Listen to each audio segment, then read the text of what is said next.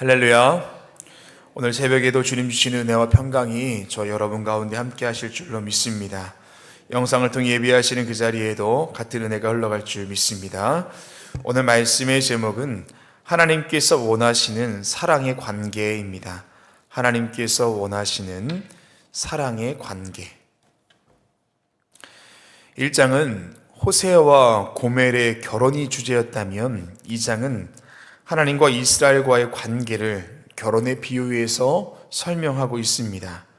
비록 이스라엘은 고멜과 같이 음란한 아내이지만 하나님의 사랑은 여전히 그들에게 있음을 말씀하십니다. 오늘 본문을 구분지어 보자면 2장 1절 말씀은 이름이 바뀐 이스라엘의 동생들입니다. 1장 11절에서 하나님께서 회복하실 그날 유다 자손들과 이스라엘 자손들이 연합할 것이다 라고 말씀하시면서 오늘 1절에서는 호세아의 장남 이스라엘에게 동생의 이름은 암미라고 하고 여동생의 이름은 루하마라 하라 이렇게 말씀합니다. 암미는 내 백성이다. 루하마는 긍휼히 여김을 받는 자란 뜻입니다. 처음의 이름과 반대되는 이름으로 바꾸어 주셨습니다. 2절부터 7절까지는 음란한 고멜을 향한 하나님의 경고입니다. 하나님은 장남 이스라엘에게 어머니와 논쟁하여 어머니의 음행을 그치게 하라 이야기합니다. 그렇지 않으면 비참한 치욕을 맞이하게 될 것이다 말합니다. 8절에서 13절까지는 음란한 백성 이스라엘을 향한 하나님의 경고입니다. 곡식과 새 포도주 기름은 내가 준 것이고 너희가 바알을 위해 쓴 금, 은 그것도 내가 준 것인데 그걸 알지 못한다라는 겁니다. 그러므로 이제는 다 빼앗겠다라고 말씀하고 있습니다. 14절에서부터 21절까지는 온전한 회복의 약속입니다. 그러나 하나님께서 회복해 주겠다라고 약속하십니다. 아내로서의 자리도 회복시켜 주겠고 다시는 바알의 이름을 입에서 제거하여 부르지 않도록 해주리라. 이 땅에서 누릴 평안함에 대한 약속, 남편과 아내로서의 관계 회복 등에 대해서 약속의 말씀을 주십니다. 마지막 22절에서 23절까지는 응답에 대한 약속입니다. 전 우주적인 차원의 응답을 말씀해 주십니다. 버림받은 주의 백성을 향한 긍휼의 말씀입니다. 2절부터 13절까지의 내용과 또 14절에서 23절까지의 내용은 선명하게 대조를 이루고 있습니다. 공의로우신 하나님께서 범죄한 자들, 하나님을 떠났고 은혜를 모르는 자들에게는 심판하시는 분이지만 하나님이 한 번 택한 자들은 끝까지 돌보시는 분이라는 것을 알 수 있습니다. 하나님께서 이스라엘에게 원하시는 것이 무엇일까요? 바로 관계 회복입니다. 신앙생활을 다른 말로 하자면 하나님과의 관계입니다. 그런 면에서 저와 여러분의 신앙생활은 어떠십니까? 하나님과 친밀하십니까? 하나님과 서먹하십니까? 오늘 말씀을 통해서 우리의 신앙을 돌아보고 하나님과의 끈끈한 관계를 이루며 걸어가시는 저와 여러분 되시기를 주님의 이름으로 축원합니다. 첫 번째는 영적 파수꾼을 세우라입니다. 영적 파수꾼을 세우라. 오늘 말씀 1절은 어제 읽으신 1장 12절의 말씀과 이어집니다. 고멜의 자녀들의 이름에 대한 회복입니다. 그래서 오늘 1절 말씀은 2장 1절이 아니라 1장 12절로 분류하는 것이 더 이해하는데 쉬울지 모릅니다. 그런데 왜 성경은 이렇게 장을 구분지어 놓았을까요? 바로 고멜의 세 자녀, 특별히 큰 아들이었던 이스라엘의 역할 때문에 그렇습니다. 하나님은 세 자녀의 이름을 바꿔 주셨습니다. 그리고 장남 이스라엘에게 너희 어머니와 논쟁하라 이야기합니다. 이에 대해서 여러 가지 해석이 있지만 대체적으로 보는 그 해석이 주는 영적 교훈은 무엇이냐면 우리의 신앙에 대해서 객관적으로 볼 수 있는, 조금 멀리서 볼 수 있는 눈이 필요하다라는 것입니다. 좋은 게 좋은 것이가 아니라 아닌 것은 아니다라고 말할 수 있어야 한다라는 겁니다. 고멜에게는 그의 아들이 그 역할을 했습니다. 이런 상상을 할 수가 있습니다. 세 자녀를 둔 엄마가 너무 음란한 생활을 하는 겁니다. 그래서 보다 못한 큰 아들이 엄마한테 가서 말합니다. 엄마, 정신 좀 차리세요. 이러다가 엄마뿐 아니라 우리까지 큰일 나겠어요. 여러분, 정상적인 엄마라면 정신이 바짝 들겠죠. 야, 내가 이러면 안 되겠구나 라고 할 겁니다. 우리 신앙생활 하면서도 너무 필요한 부분이 바로 이런 부분이라는 겁니다. 내가 가고 있는 길이 바른 길인가? 내가 하고 있는 신앙생활이 정말로 주님 기뻐하신 신앙생활인가를 들여다볼 수 있어야 한다라는 것입니다. 1517년 10월 31일 루터는 독일 비텐바르크 성문에 5개의 반박문을 게시하는데요. 이것이 종교개혁의 시작이 되었습니다. 교회 도덕적인 타락과 부패가 만연해지면서 성경의 가르침과 멀어진 면죄부 판매와 같은 그런 관행이 자행되었고, 심지어 성직자들도 평신도들도 모두 그 문제 가운데 아무런 인식을 하지 못했습니다. 이에 루터는 반박문을 썼는데요. 우리가 주목해 볼 것은 루터가 그 반박문을 손글씨로 썼는데 라틴어로 썼다라는 겁니다. 그 당시 라틴어를 읽을 수 있는 사람은 누구일까요? 신학생들, 그리고 성직자들, 사제들, 교수들이라는 겁니다. 다시 말해서 루터의 종교개혁은 그 반박문은 외부를 향한 것이 아니라 내부를 향한 글이었다라는 것입니다. 루터는 성직자입니다. 그 말은 교회의 타락과 부패에 나도 포함되어 있다라는 것입니다. 그는 진정 교회를 사랑하고 종교의 순수성을 회복하고자 스스로 돌아본 것입니다. 이것이 개혁을 위한 것이 아니라 그저 순수한 마음이 시작된 글이었는데 이것이 외부로 퍼져나가면서 개혁이 되었다라는 겁니다. 루터가 처음부터 개혁을 보고자 쓴 글이 아니라는 것이죠. 결국 루터는 쫓겨나게 됩니다. 중요한 것이 무엇일까요? 바로 문제의식이라는 것입니다.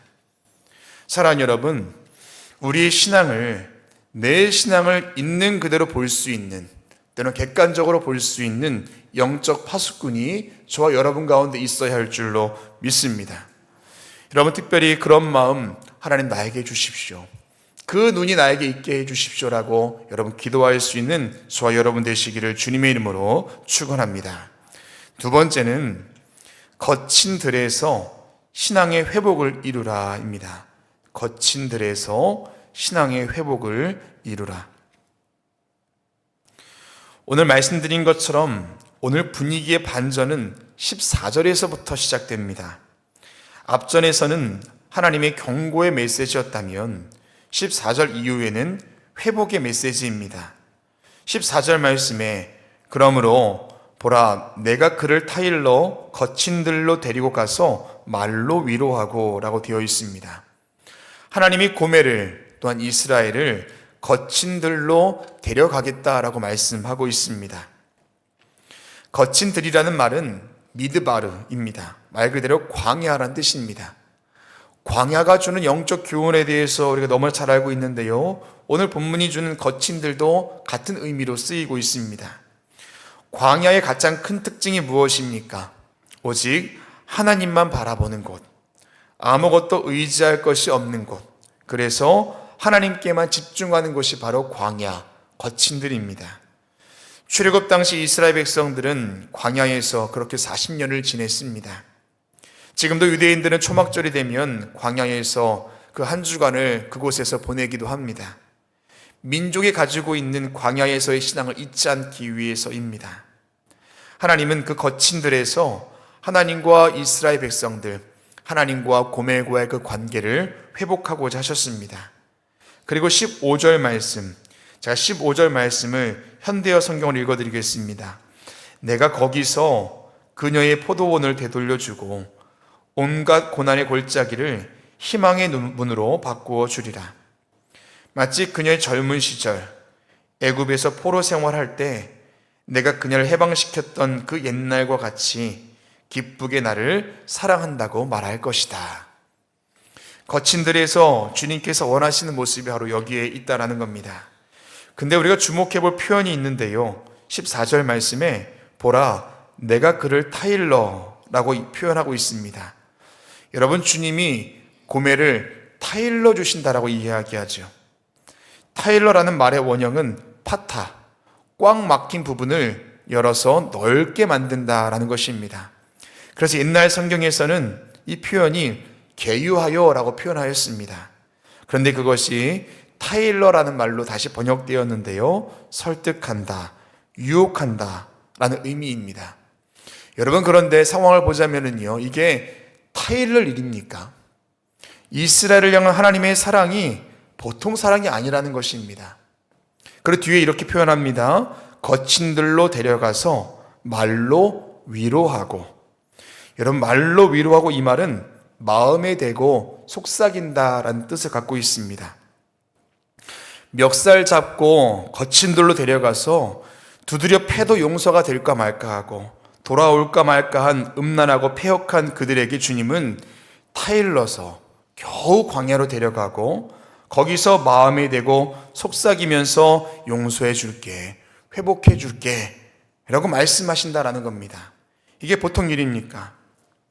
여러분, 중요한 것은 그 주님의 이끄심이 거친들이라면 기꺼이 그 거친들을 마주할 수 있는 용기가 저와 여러분 가운데 있기를 주님의 이름으로 축원합니다. 광야가 주는 영적 회복과 그 은혜는 남의 이야기가 아닙니다.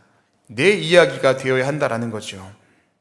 사랑하는 여러분, 어제 말씀대로 지금 현재 저와 여러분의 영적 상태가 어떤지 진단하셨다면, 혹시 그 상태가 심각하다면 때론 자발적으로 거친들을 찾아 들어갈 수 있는 믿음과 결단이 저와 여러분 가운데 있어야 할 줄로 믿습니다. 하나님께서는 그 패역한 이스라엘 백성들, 그리고 그 고멜을 타일러서 거친들로 인도하고 또한 거기서 그들을 위로의 말로 함께 하신다라고 이야기하는데, 그 주님의 사랑 앞에서 저와 여러분이 어떻게 반응하시겠습니까? 기꺼이 거친들로 들어가 저와 여러분의 신앙을, 하나님과의 관계를 회복할 수 있는 저와 여러분 되시기를 주님의 이름으로 축원합니다. 마지막 세 번째는 주님의 사랑 안에 살아가라입니다. 주님의 사랑 안에 살아가라. 고대 그리스어는 사랑이라는 말을 다양하게 표현합니다. 먼저는 필로스라고 표현하는데요, 우정이나 동료애, 형제애를 말합니다. 상호 간의 신뢰와 존중을 바탕으로 한 사랑입니다. 그리고 스토르게, 부모와 자식 간의 사랑입니다. 본능적이고 보호적인 사랑입니다. 또한 필라우티아, 자기 사랑입니다. 건강한 자존감에 대한 표현입니다. 에로스, 열정적이고 낭만적인 그리고 육체적인 사랑인데요, 연인끼리의 사랑입니다. 그리고 마지막 아가페, 무조건적인 사랑, 자기 희생적인 타인을 위한 이타적인 사랑, 조건과 보상을 바라지 않는 사랑입니다. 우리가 흔히 하나님의 사랑을 이야기할 적에 아가페 사랑이다 라고 이야기합니다. 그런데 성경 속에 나타난 주님의 사랑은 아가페 사랑, 여기에 국한 지을 수는 없습니다. 다윗과 요나단의 경우 그 필로소적인 사랑의 관계를 통해서 우리는 우리와 하나님과의 사랑의 관계를 확인해 볼 수 있습니다. 탕자의 비유를 통해서 스토르게의 사랑을, 또한 성도로서의 존재, 빛이다, 소금이다 말씀하신 것으로서 필라우티아의 사랑을, 그리고 아가서를 보시면 술람미 여인을 향한 그 사랑, 에로스적인 그 사랑을 통해서도 하나님의 사랑을 우리가 기억할 수가 있습니다. 그리고 아가페의 사랑, 하나님께서 원하시는 하나님과 하나님의 백성과의 관계는 무엇일까요? 사랑의 관계입니다. 사랑은 모든 것을 용납합니다. 오늘 앞서 보셨던 거친들로 인도하시는 주님의 사랑 어땠습니까? 하나님께서는 이렇게 이스라엘 백성들을 사랑하셨습니다. 필로스의 사랑으로, 스토르게의 사랑으로, 필라우티아의 사랑으로, 에로스의 사랑으로, 아가페의 사랑으로 그들을 사랑하셨습니다. 오늘 호사야서에서 하나님과 백성의 관계를 결혼 관계로 말씀하시는데요, 결혼은 쌍방의 선언이 있어야 이루어지는 관계입니다. 주님은 우리에게 23절 너는 나의 백성이다, 내가 너에게 장가들었다라고 말씀하십니다. 이때 우리는 무엇이라 말해야 하겠습니까? 예, 저도 주님의 백성입니다. 저도 주님께 시집 갔습니다. 이런 믿음의 고백, 사랑의 고백, 그 관계성을 이루며 살아가는 저와 여러분 되어야 할 줄로 믿습니다. 혹여나 그 관계가 지금 서먹해져 있다면, 그 관계에 문제가 있다면 스스로를 돌아보시고 하나님과 온전한 사랑의 관계에 이르며 걸어가는 저와 여러분 되시기를 주님의 이름으로 축원합니다. 기도하시겠습니다.